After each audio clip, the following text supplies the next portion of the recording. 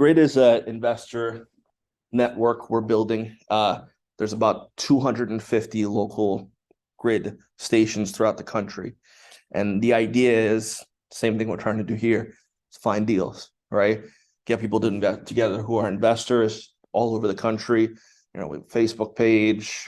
I am now the Grid Delco chapter, essentially. There's a Grid Philly, there's a Grid Montco. A past client of mine who's now an agent in Washington, D.C. runs Grid DC, and that's how I found out about it.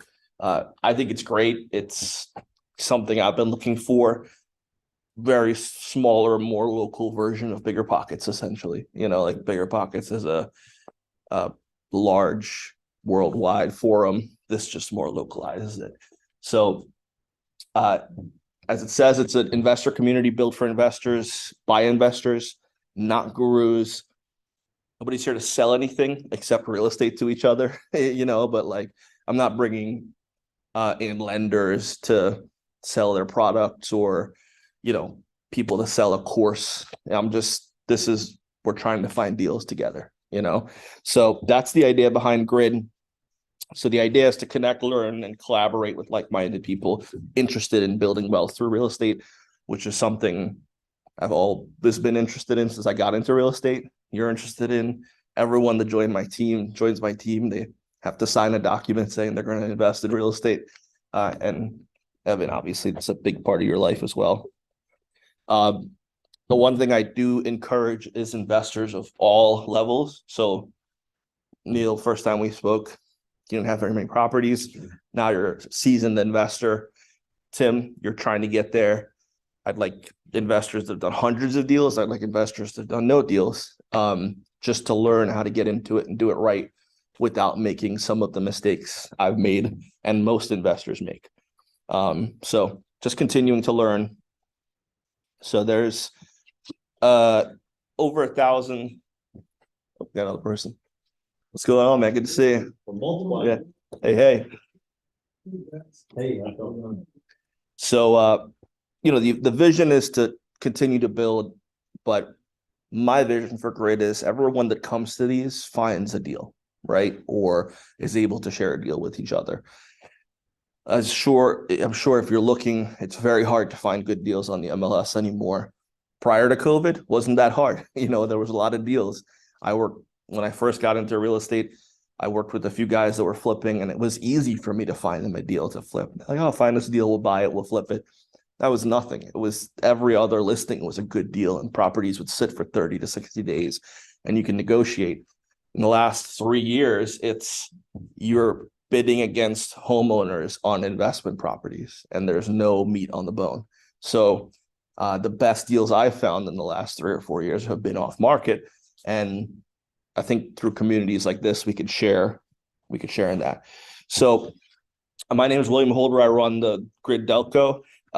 Evan is going to be our presenter tonight. He is a local wholesaler, flipper, very experienced real estate owner. He's going to speak to us about deal finding this evening. And together, again, we just want to connect and get deals together.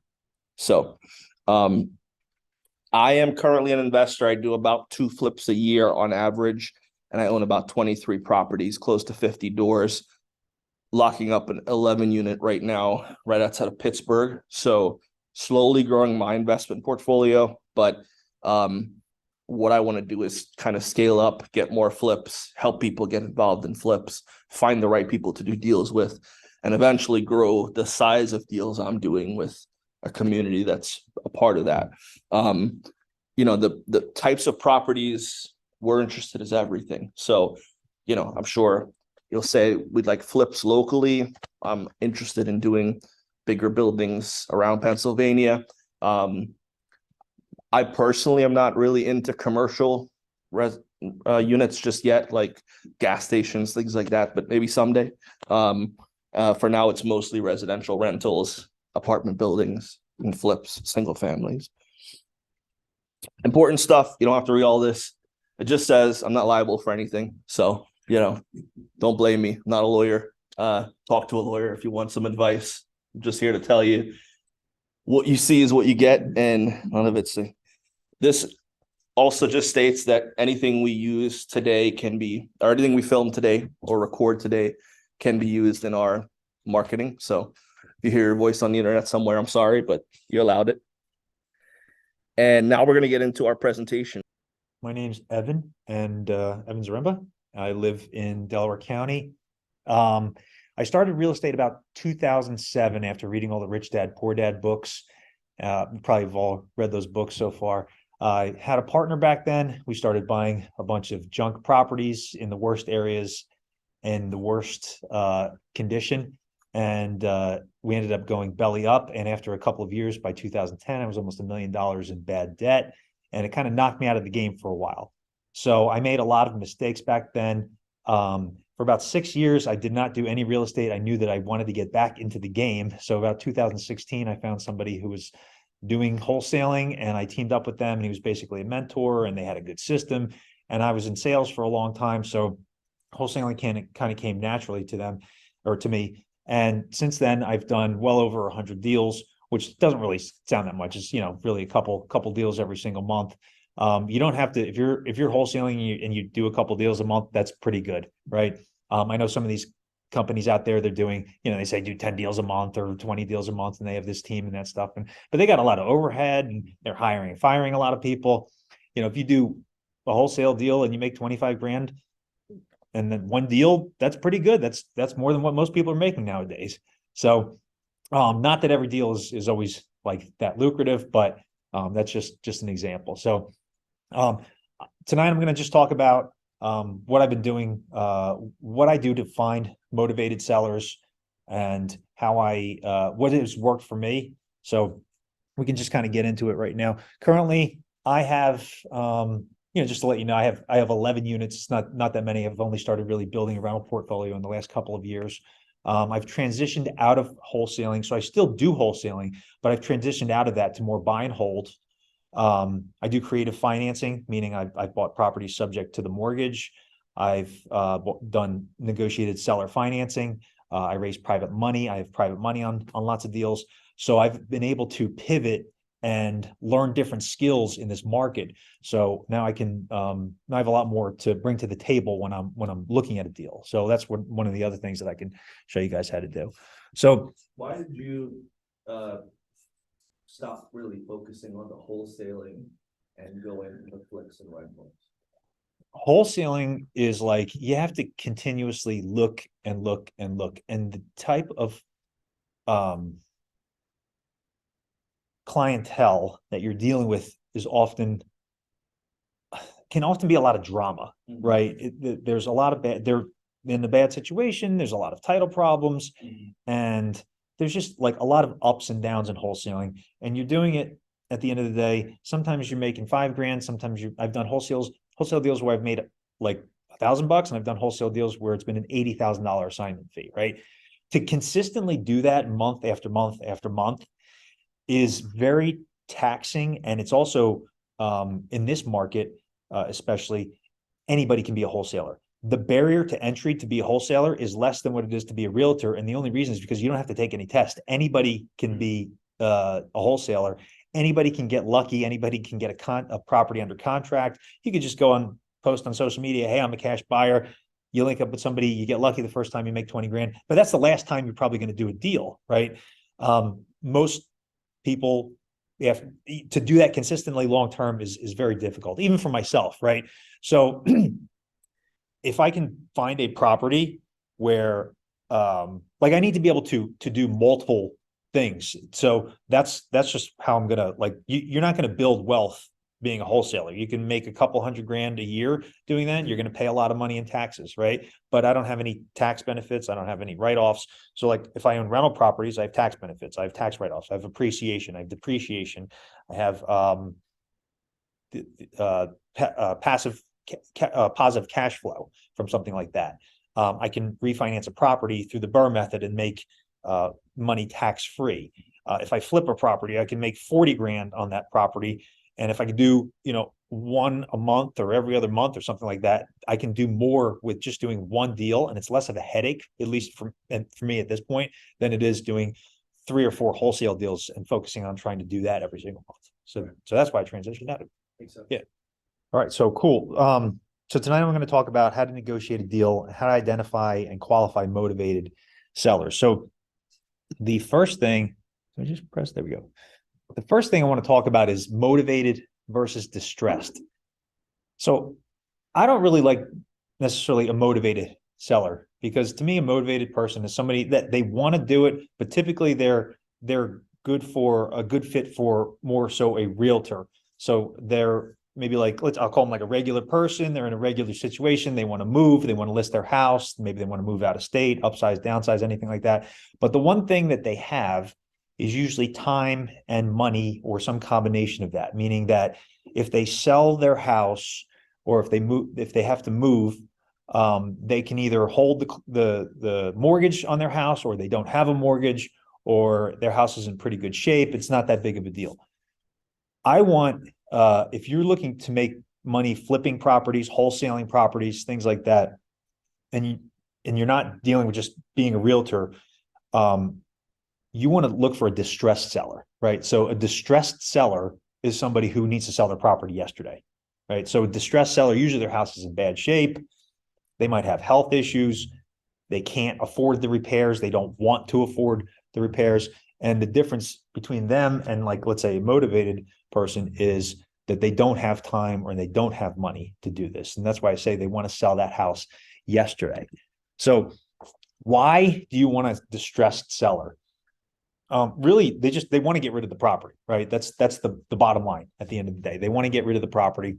Like I said, it's usually in bad shape, but there's a potential for value add in the property, meaning that you can fix the property up and sell it for a profit.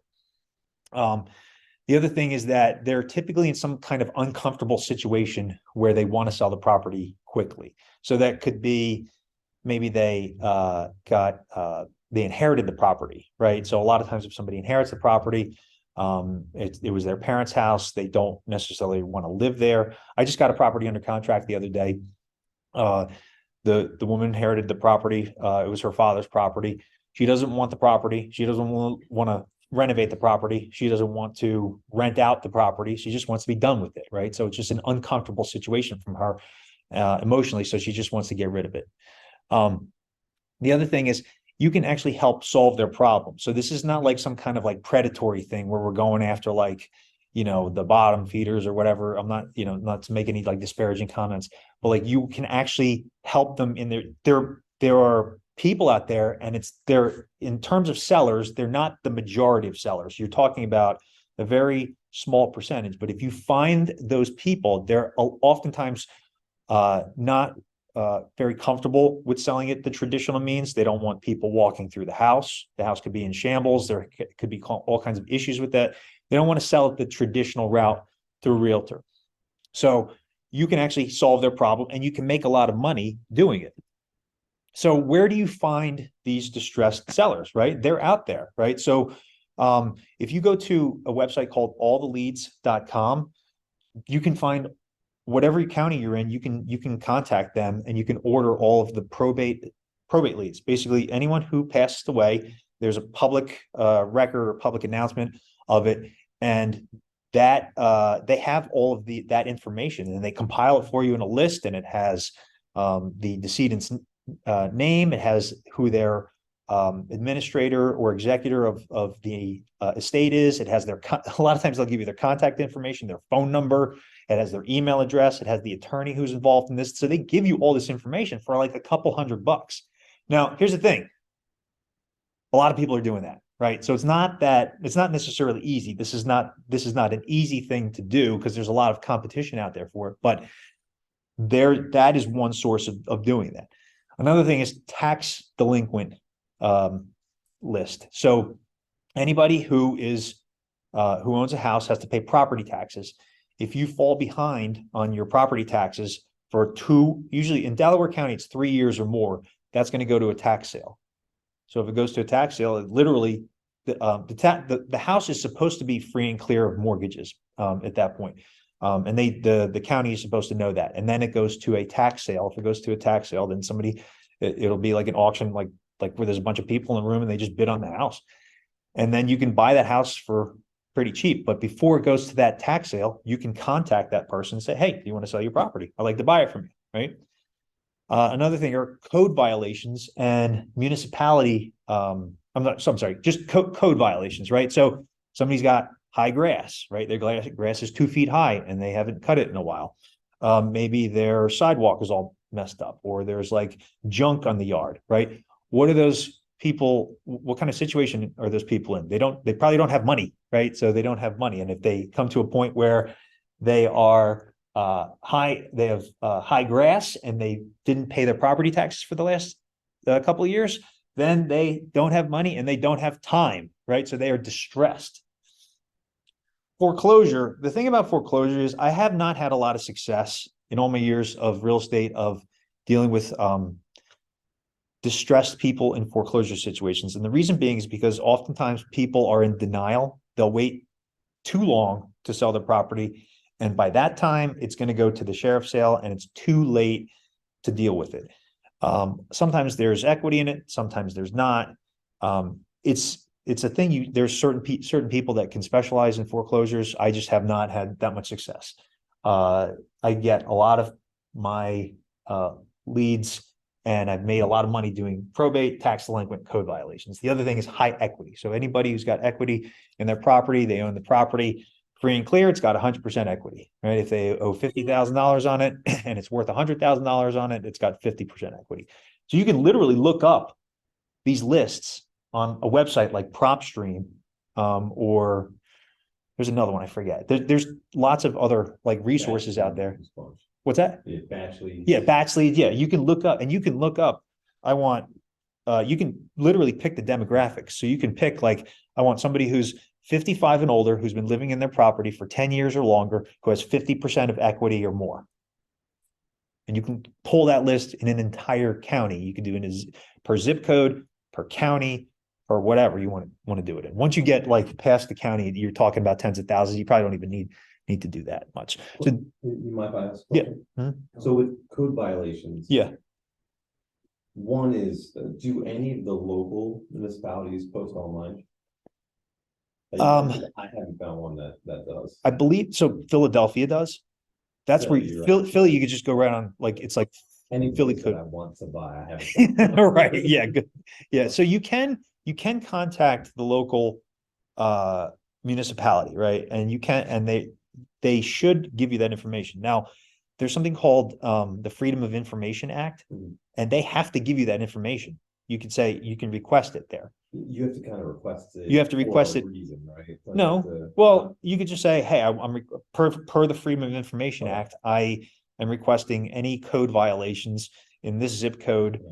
for this year, right? And you have to give them your name and your address and whatever. So with Delaware County, typically the tax delinquent ones, you don't go to the tax department. You contact the IT department. You go to the courthouse and you contact the IT department, right? Because they're the ones with all the data. It's not the tax people. The tax people are the ones who That's interesting. are collecting so you got to Yeah. contact the Do you, the IT do you department. make sure you stack them? So that You way can, they'll you can, really yeah. show So stress, like you code can, but violations, I don't. a I lot just of times yeah. code violations, they're like crazy, right? No, right. But I guess it depends on the violation, Mhm. like if part of their house was falling down. Or Yes. If it's high grass. you know? Yes. Yep. With high grass, I would imagine I would want that stacked with something else, Mhm. ideally. It can be, but if you just send them whatever your marketing is, Yeah. if you just send it to them and they respond or they don't, then you just take Yeah. it from there. Yeah. Also So- convinced like the foreclosures don't work because I've had this happen a few times where is there a very similar situation, the seller is gonna be foreclosed on. Mhm. And the bank sends the loan to one, a collection company, Mhm. and two, an attorney. Mhm. And I feel like the attorney is against the collection company. Mhm. Because if the collection company collects, the attorney didn't do anything. And I've seen where the attorney like holds the whole thing up, because they almost don't want it to be collected. Sure. Right. Yeah. Yeah. Everybody. Right. I read a book one time, and it was basically one of the the principles on it. It was called The Creature from Jekyll Island. I don't know if anybody ever heard of it, but it's like about, yeah, it's about like the Fed and how bad and evil they are. But everybody does things for personal incentives, right? So if you got the attorney's hand in the cookie jar and the collection's hand in the cookie jar, they're fighting for as many cookies as they want. And now you're coming in and you want your hand in the cookie jar, right? So it's whoever has the strongest grip at that point, you know, or who can break the cookie jar. So how do you contact these people, right? So it's basically marketing. Marketing is just getting attention, right? So you're driving down the street, you see billboards, you're listening to advertisements, anything like that.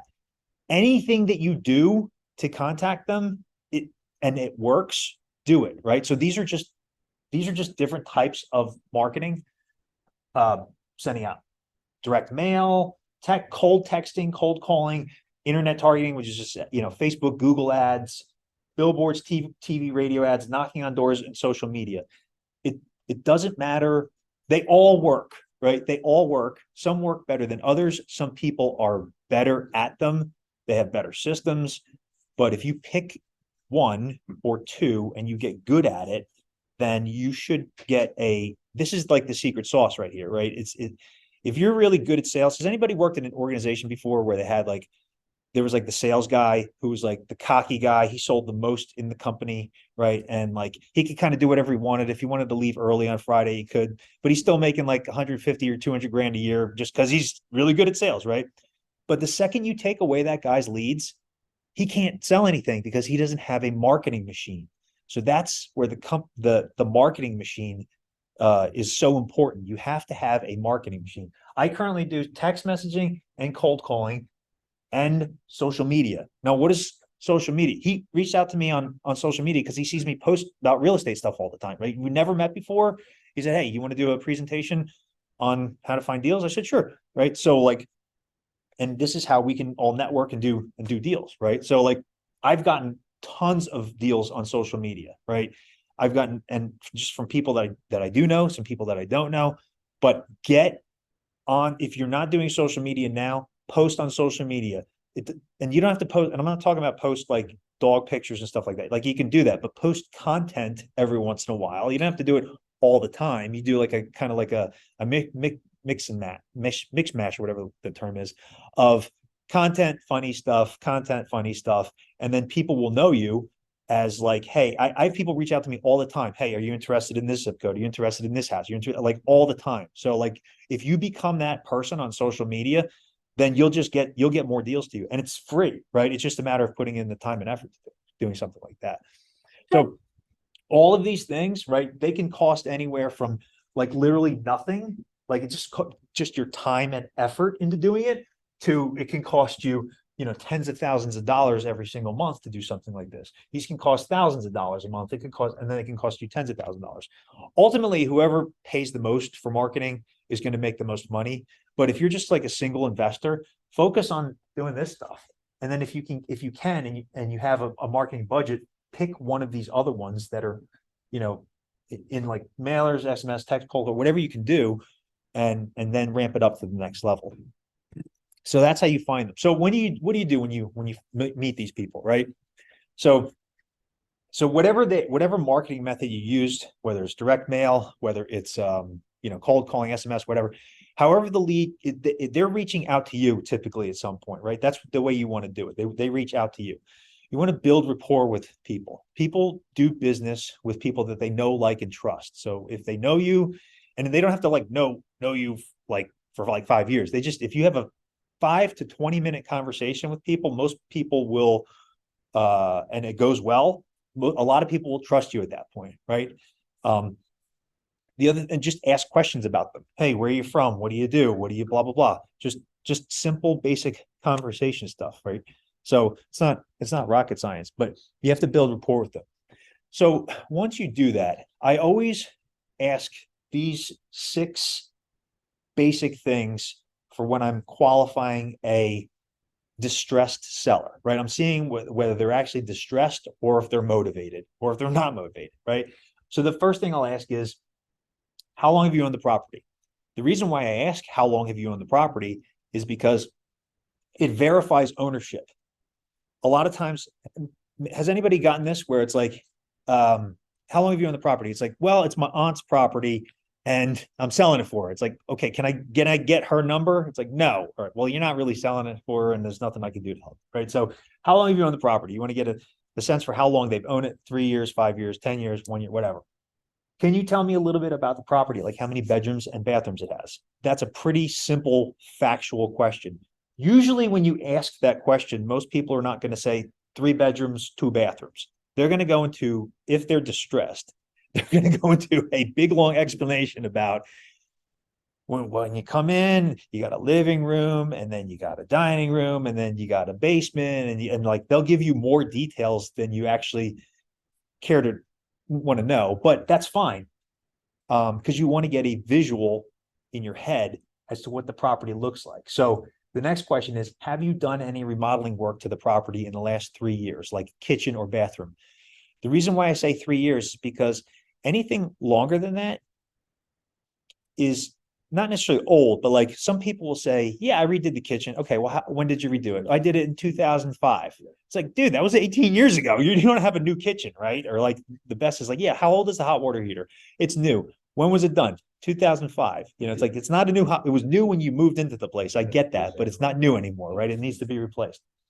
So with this, you can ask all kinds of layering questions about the condition of the property. You can ask like, how old is the roof? How old are, when was the last time the windows were replaced? When was the heater, HVAC upgraded? If they said they did kitchen work to the kitchen or bathroom, I would get more specific. I would ask like, do you have like granite countertops, or are they Corinthian? Do you have marble floors, or are they, laminate, or the dollar stick-it tiles or something like that? So you can, by the time you get done to here, you should have a visual in your head. You should know, okay, this is a brick row house in Collingdale, and it's just like a standard row house with a basement, and there's a garage attached to it in the back, right? One of those type of things. Or it's a 2-bedroom Cape Cod in Drexel Hill, and there's a driveway and there's a single detached garage in the back, something like that. You should have a visual in your head. The next thing I'll ask is there any debt on the property, right? So you always want to know and verify this. This will let you know if there's actually any equity in the property. So is there any debt, right? So I will ask, is there any debt on the property, right? Is there a mortgage? How much do you owe on the mortgage? Are you current on the payments? If you're not current on the payments, how many months behind are you? Is there any other debt? Are you behind on the property taxes? Do you have in Philadelphia, there's a water bill, right? Water is lienable in Philadelphia. Gas is also lienable in Philadelphia. So I want to know these things. So it's like, okay, you have a $45,000 mortgage, you have a $10,000 water bill, a $10,000 gas bill. So you owe $65,000 on the property. Then I'll ask, how much do you want for it? Well, I'll ask, and it doesn't, you can ask really these in any order, but like, I will ask, why do you want to sell it? And how much do you want for it? So I'll know if they owe $65,000 and they ask for $85,000, then they're looking to walk away with $20,000. So you want to know how much they kind of want to walk away with at the end of the day. The other thing, and this is the most important question in my opinion, is why do you want to sell it, right? And you have to ask this typically several times in several different ways in order to get that actual real answer. Yeah. And what I mean by that is, you say, okay, well, why do you want to sell the property? Well, it's just too much for me. I can't handle it right now. What does that mean? Right? Like that's a really vague answer. So the thing that I've learned and the best response to that is using the Socratic method. So the Socratic method is when you say blank, what do you mean by that? So when you say you can't handle it anymore, what do you mean by that? Huh? Okay. So this is the Socratic method. This is what I've learned about. Why do you want to sell it, Mr. Seller? Okay. Well, they might say something vague like, it's just too much for me. I can't handle it anymore. Right. So that's kind of like a vague answer. What does that even mean? So you want to get to the bottom of their real desire to sell the property. So you say, okay, well, when you say I can't handle it anymore, it's just too much for me. What do you mean by that? And then they'll say, well, it's blah, blah, blah, blah, blah. They might say, well, I'm getting up there in years and, it's just time for me to go. When you say you're getting up there in years and it's time for you to go, what do you mean by that? Because even that is still kind of like vague. Like, you don't want to assume like the guy's 80 years old, or I mean, they might be 65 years old and in really bad health. They might say something like, okay, well, what I mean by that is, I have arthritis in my knees. I can't walk up the stairs anymore. There's a leak in the back, which is causing mold. I don't have any money to pay for that. That's the real reason why you want to get to it. They want to sell the property. I'm behind on the property taxes. And if I don't sell this property by the end of next month, I'm going to lose it and be homeless, right? That's what you want to get to. You want to get to that motivation level. Because then you can help them and adjust your offer accordingly, right? So also, how much do you want for the property, right? Sometimes people will say, oh, I want you to come out and give me an offer. So you want to be able to ask several ways of how much do you want for the property. You can say, okay, well, a lot of times people have a number in their mind as to what they want. And, do you have that number? Yes. Okay. Well, what is it? It's just a lot easier if you just tell me what is that number, well, I want you to come out and, okay, no problem. So then you kind of circle back around into the condition of the property, and you can ask things like, well, what do properties sell for in your area? Right. The one across the street sold for $250. Okay. Well, what kind of condition would you say it was in compared to yours? Well, it was all fixed up. All right. Gotcha. So yours obviously needs to be fixed up. How much would you say, if we went through everything, kitchen, bathroom, HVAC, blah, blah, blah, blah, usually that costs me like $80,000. Does that sound about right? Yeah. Okay. So you can kind of ask these questions till you get an answer for it. These are really similar questions we ask. Yeah. Setting up a listing appointment too. For sure, yeah. Yeah. You're pre-qualifying the lead, Mhm. So you ask, what do you want for your house, or how much do you want to sell it for? And the seller says $1 million, and it's in a $300,000 neighborhood. You don't want to sell your house, right? Right. And Right. like, if you can't get $1 million, are you gonna move? No. All right, well then, you don't need to be talking to me, Right, right. just stay there for a while, Right. give it 50 more years. Yeah, exactly. Yeah. You Wait know, for inflation. Yeah. And then like the question about the updates, it tells us, well, how recently was that house updated? Mhm. Because like you said, no one said their kitchen's new when they did it 20 years ago. Mhm. But doesn't mean a new buyer's gonna think it's new. Exactly. Exactly. You're Styles change. pre-qualifying Yeah. the leads what it's actually worth. Yeah. So then at this point, I'll set up an appointment, right? So, setting up an appointment is real easy. It's like, okay, great. I'm interested in the property. I'd like to come out and make you an offer. When is a good time to see the property? I'll be in the area tomorrow. Would 10 o'clock work or 2 o'clock work or whatever? So you kind of give them a range to narrow it down, right? So it's like, instead of saying like, can I see the property? That's a yes, no question. Whereas when is a good time to see the property is they have to give you an answer when is an actual good time to see the property. Right. So, you can say, can I see the property? Right. And that might work, but it's just, to me, it's better if you don't let them, say, no, I don't really want anybody to see the property, or I got to do this. I got to fix this stuff up. It's like, when is a good time to see the property? Right. I'm here this time, and can I see it tomorrow? I went to an appointment on Monday night. I had been following up with this person for weeks, right? And every time I would call her, something came up. And like, she had some like pretty bad stuff like happen, like family things happened, and like life happened, and but then I talked to her on Monday, and I said, hey, when is a good time to see the property? She goes, maybe I can get out there Wednesday. I said, do you have any time today? She's like, hold on, let me check. Yeah. And yeah, we went out there. I went out there that day, and I got it under contract. So this, with regards to appointments, the sooner the better. You don't want to be waiting more than 24, 48 hours to go out to look at a property.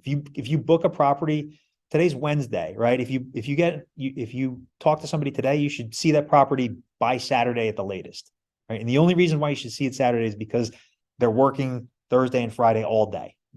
If not, get out there in the evening, get out there in the morning, go see it. Now, you say you got the property under contract. Is that for a wholesale deal, or is that for your buy and hold portfolio? I can wholesale it, I can buy and hold it, I can flip it. Yeah, I can do all three. And I could probably do other stuff to it too. The contract dictates that. So The your contract, yes, I have an says assignable all three contract, of yeah. them. This one I intend on flipping. But I can do all three, right? So that's, you want to have multiple exit strategies for property. Before I go out to the property, I always run comps on the property, right? So I always run comps and I create an offer range, meaning I'm gonna offer between, a certain amount, so 80,000 to $100,000, right? Or 80 to $90,000. It's not gonna be a big range like 50 to $150,000. You want to narrow that down to what you think is gonna work for whatever your buy box is. So your buy box is whatever you are willing to buy or wholesale, or other people are willing to buy, and actually will close on that. So when I run comps, it's probably similar to whatever realtors do, but I will look at square footage, and I'm looking at something typically that is within 200 square feet of the property. Now, that's not always the case, but most of the properties that I deal with are like between 1,000 and 1,500 square feet, right?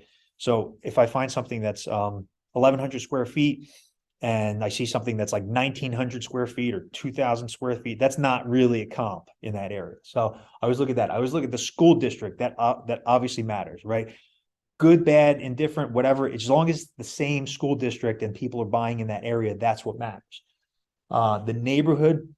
So different areas have different neighborhoods, right? If you live in Clifton Heights, there's a neighborhood called Westbrook Park. Some people like to live in Westbrook Park. There's one called Pembroke Pines. Some people live there. One might prefer the area over the other. So I look at what houses have sold in Westbrook Park, and that should give me the closer comp than compared to venturing out to across Pembroke Pines or whatever area. I also got to look at the house style. So twin, row, single, Cape Cod, whatever the house style is, right? So a twin house should, if I'm looking at a twin house, I should compare it to other twins in the area. If there's not other twins, then I'm looking at other rows, right? So something that's similar or most similar. I always look at the nearest retail closed, meaning somebody bought it with an FHA or conventional mortgage. So that's typically going to be an owner occupant. They're going to pay the most for that area. So that's the one that I know that I can get. If the ARV means after repair value. So if the after repair value is 250, and I see that 3 houses in that area sold for 245, 255, and 251. Like now I know the average is around 250. But you got to look at also at the details of that, right? So you got to say, okay, well, one was FHA, one was conventional, one was whatever. So but there might be a $10,000 seller assist. I don't know if that's allowed, but so you're looking at, okay, that $10,000 that they basically gave that seller. I'm sorry, that they gave the buyer once they settled. So that's coming out of your pocket, right? So if all 3 houses had a $10,000 seller assist on that, you need to know that, all right, maybe the ARV is around 250, but it's really net 240 at the end of the day. Then I look at nearest cash comps closed. Okay, this is the one that you can, now there might not be as many nowadays, right? But you still want to look at that. Okay, so cash comp is somebody they buy the property cash, hard money, private money, any type of financing like that, where they don't go out and they get a mortgage on the property. That will actually show you what you could sell the house for cash, right? So if I have a property, if there's cash comps for $80,000 in the area, and I get the property under contract for 50, I could probably flip it to a wholesaler for 30 grand, right? Boom, that's a great deal. I don't have to necessarily buy that property. The other thing you want to look at are street size, like busy street versus a quiet street. So especially in Philadelphia, but even like, do you want to live on McDade Boulevard versus do you want to live in a cul-de-sac, versus do you want to live on, just like a regular road that's not a cul-de-sac where there's across, back and forth street. Do you want to live on a one-way street? Is the street wide? Does it have a sidewalk? Is there no sidewalk? Is there a sidewalk on both sides? These are things that affect the value and perceived value in the area. The other thing to consider, you might not know this when you go out to the property, but is there a weird layout in the property? I went to a property the other day.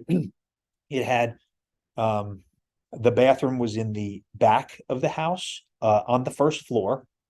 And upstairs, there were three bedrooms, but you had to walk through a bedroom to get to another bedroom, right? So that's not as desirable as if there's a bathroom upstairs and there's three separate bedrooms that you can get to, right? So that's kind of a weird layout.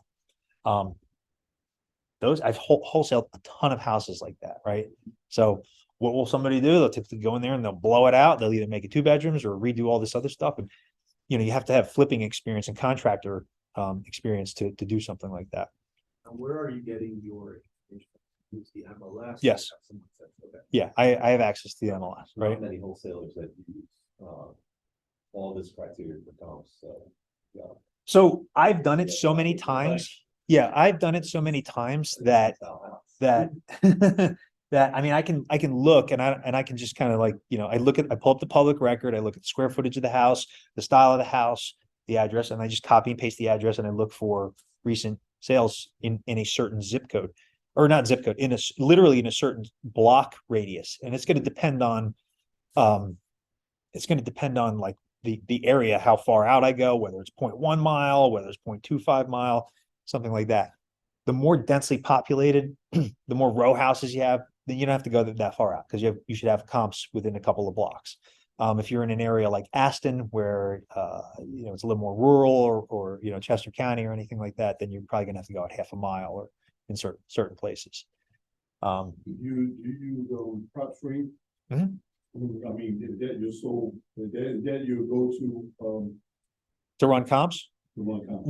No, I run comps based on I use the MLS Mm. to run comps. The MLS is primarily for realtors, like Yeah. if you have a real estate license. I do believe they sell. But you could be an assistant. Yeah, you can get like a citizen's license. Yeah. But yeah, mostly you need to be a realtor to have it, but PropStream is basically the consumer version of the MLS. Yeah. Not exactly, but it's $100 quick for something. And the other thing is if there's other things, like literally train tracks, right? There's always when there's train tracks, there's one side that's the higher prices, and one side that's the lower prices.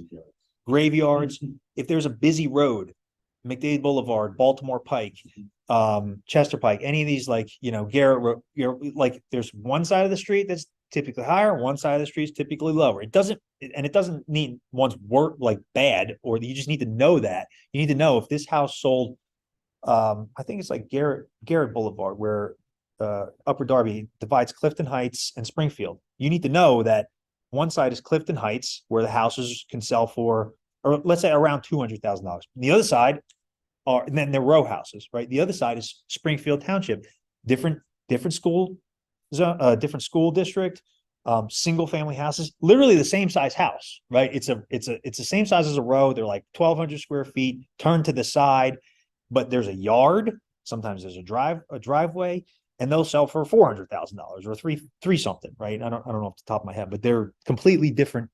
But that road separates everything.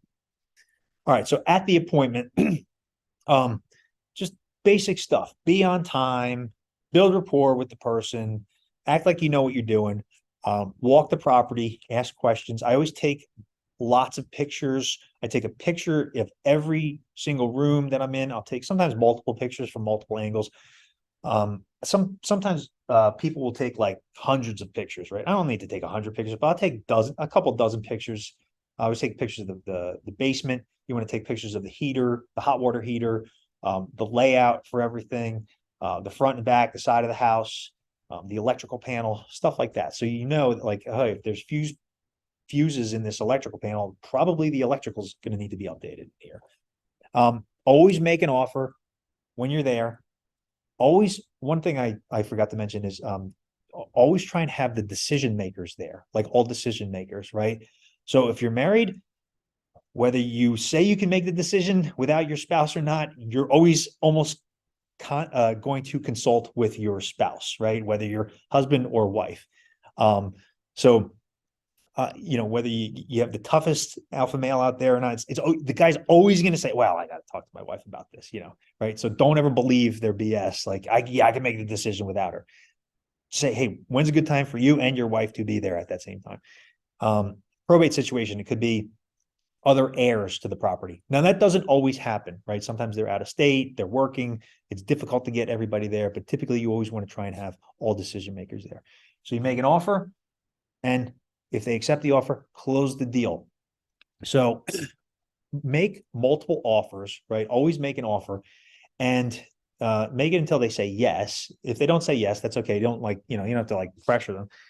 But one thing you should always have or keep extra contracts in your car, right? So a lot of times people do stuff by DocuSign or, whatever via the internet. I always have contracts in my car. Like if somebody had a deal here tonight, we can put it under contract right now, right? And we don't even have to go on the computer or anything. I have a contract, and I know the terms of my contract. I have a script that I use for my contract when I'm explaining it to the seller. It's only a 4-page contract, but I still say almost the same thing every single time.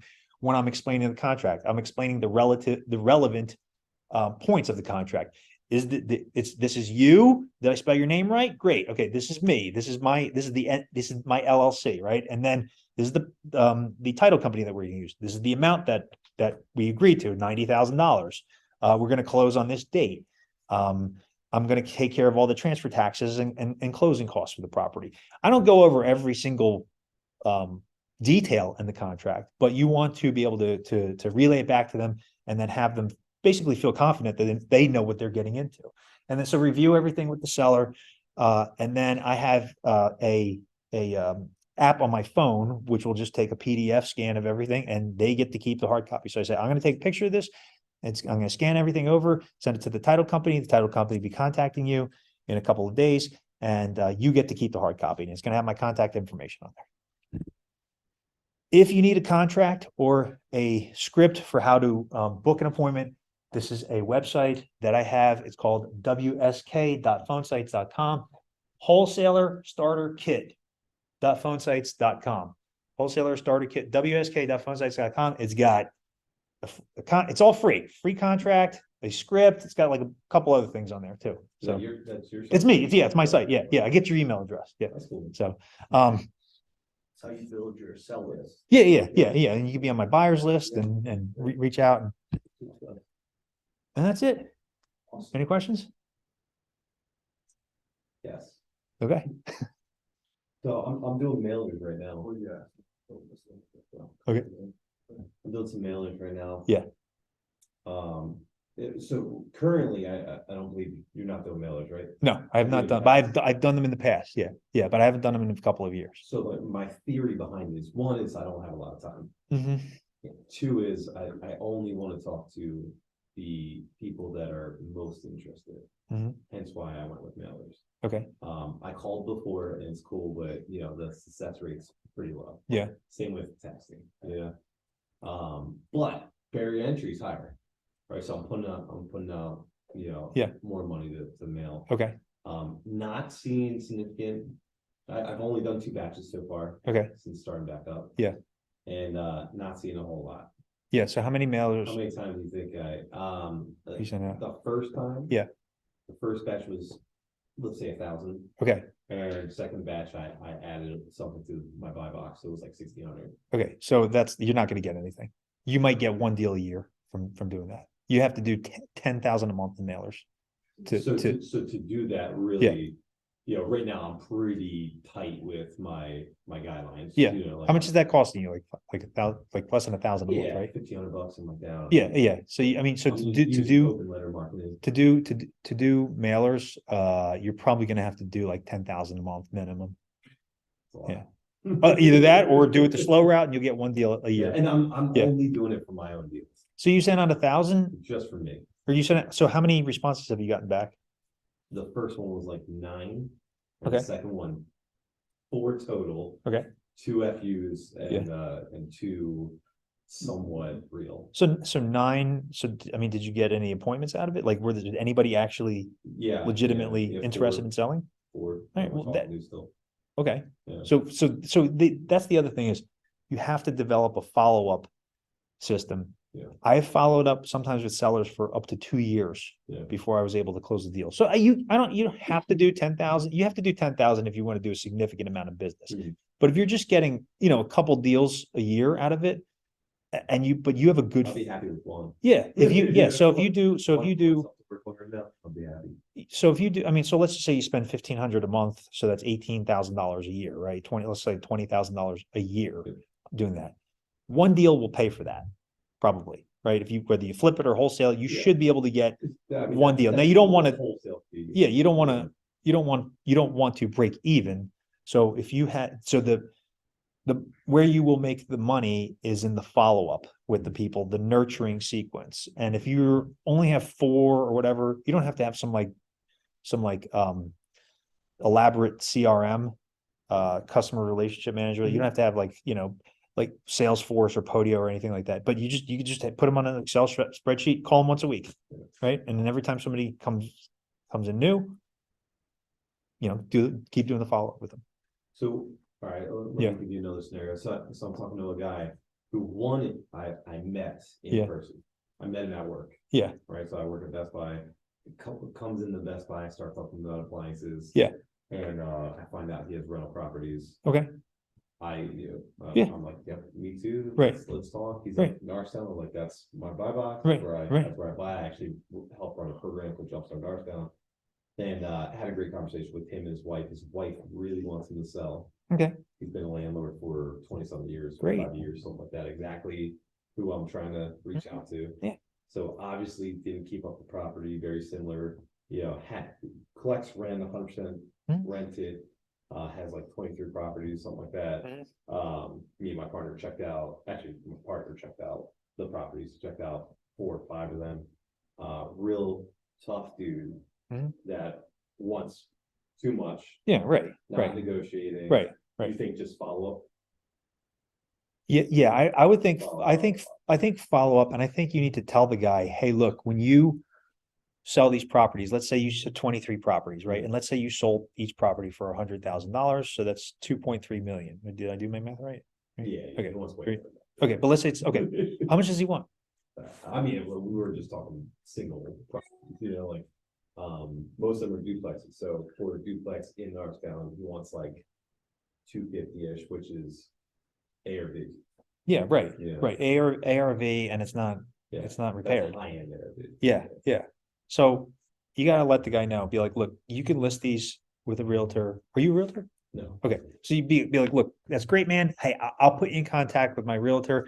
He could, we'll can list these properties for you. I kind of ran it by him. He said that like that's probably like on the high end. You're looking at paying like realtor commissions and fees and things like that at the end of the day. And unless they're like, he also said that like, unless they're like really like renovated top to bottom, Yeah, you're probably not going to sell them. But like you can try that and you can put them on the market. And at 6, at 6, it's after 6 months, you could yell at him and point the finger, but it's going to be your fault at the end of the day. Like no offense, but it's kind of on you. So rather than doing something like that, let's say I gave you 250 for the duplex, right?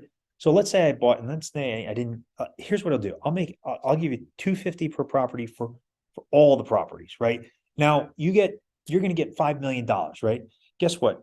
You're going to get hit with a capital gains tax on that. And you're going to have to pay like $1 million or more to the government. Do you want to do that? No, I don't want to do that. All right. Well, here's what you should do. I'll give you what's called an installment agreement, right? So now you don't have to take care of the tenants, the trash, the taxes, and the termites, or whatever the 4 T's are. So I will pay you $1,000 a month per property, and just make it like 0% interest. Say I'll give you $1,000 a month per property, and I'll take care of everything, right? And you don't have to worry about the upkeep, the taxes. I'll take care of everything. And then after 250 months, the property will be paid off. So you negotiate like seller financing like that. That's just like a start. He might say, well, you got to give me a down payment, or you got to give me an interest, or just, but like, okay, fine. How much do you want? Shut it down so far. Huh? He's been shut down so far. Has he? Okay. Well, the thing is, he has to understand is that he's going to have to pay a boatload. Yeah. So, okay. So he's got time and he's got money, right? But how old is the guy?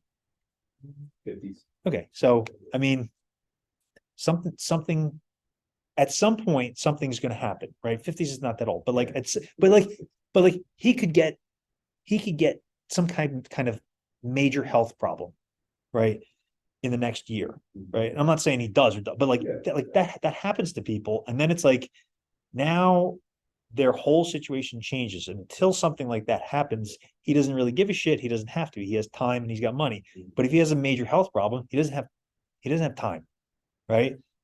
And he's gonna lose all his money. So it would be better if you said, hey, look, man, instead of you dealing with all of this stuff for the next, you're 50, you're in your 50s now or whatever, you're probably gonna live another like 30, 40, 50 years, right? Wouldn't it be cool if you had an income but you didn't have to worry about dealing with property management for the next 30 years, right? And if you can sell him on that, you just haven't had enough And practice. he wants to move. Oh, well, then he's never gonna manage the properties, right? So, hey, look, And he like he goes there, and collects. yeah, he's gonna, yeah. So how you ask him, so when is he gonna move to Florida? Or if it's on your property. So you gotta work on the wife. Yeah. So you gotta, yeah, so that's one of She was the, one all about it. that's one of those things where, hey, look, you can move to Florida tomorrow if we structure the deal this way. And you're gonna get long-term, and you don't have to pay any of this, you don't have to manage any of this, you don't have to go out and collect any more money. I'll take care of everything. You're just gonna get you're gonna get a check in the mailbox every single month. And you're gonna live it up for the rest of your life in Florida. Back at it. Yeah. Appreciate it. Anything else? And before we any questions, Okay, I think that was really informative. okay, good, thanks. And that's great. Every other, got to hit all the check all boxes. yeah, and we're saving this video and I'm gonna share it on every platform and everything, but each meeting is gonna be a different topic. We'll have guests that have very involved in that specific topic.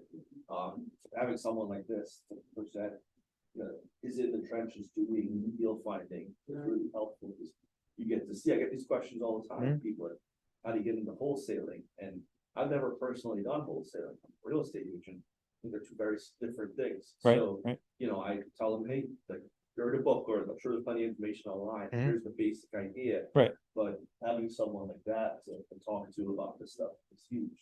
So I appreciate you doing this for sure. Thanks for having me. What's your buy box? What are you looking for? I like stuff in Delco that is like, if I can be all in for 100 and rent it for 1,500 and it's worth 150 to 200, then I'll do that. Which probably anybody would do, but those are the kind of, so like, I'll give you an example. Had a deal in, these are like the majority of the deals that I've been working on for the last year. I had one in Linwood, I bought it for 70. I put in like 35, it appraised for 195. I was able to pull out 35 cash, make $35,000 and hold it as a rental, right? that one. Price point is getting harder and harder in Delaware. Yeah, it is, but They're still out there. yeah, but like but I'm buying stuff off market, right? So like I have like I said, I have a marketing machine, but even just like social media, like my realtor brought me a deal. I bought it for 70. I'm in it for like less than 100. It's on the market for 179. Now I might not sell it for 179, but if I sold it for 160 or even 150, I'm still gonna make like 40 grand on the deal, right? Or I can refinance it. And if I refinance it, I'm still gonna pull out 20 grand and hold the property. Right? And Better. Yeah. Huge question, where are you getting your initial financing? private money, Private money? yeah. No, Or Context everything you actual business, actual company. no, not companies. No. Regular people like yourself. Right, Yeah, yeah. that's what I'm saying, on what you explained, something like that.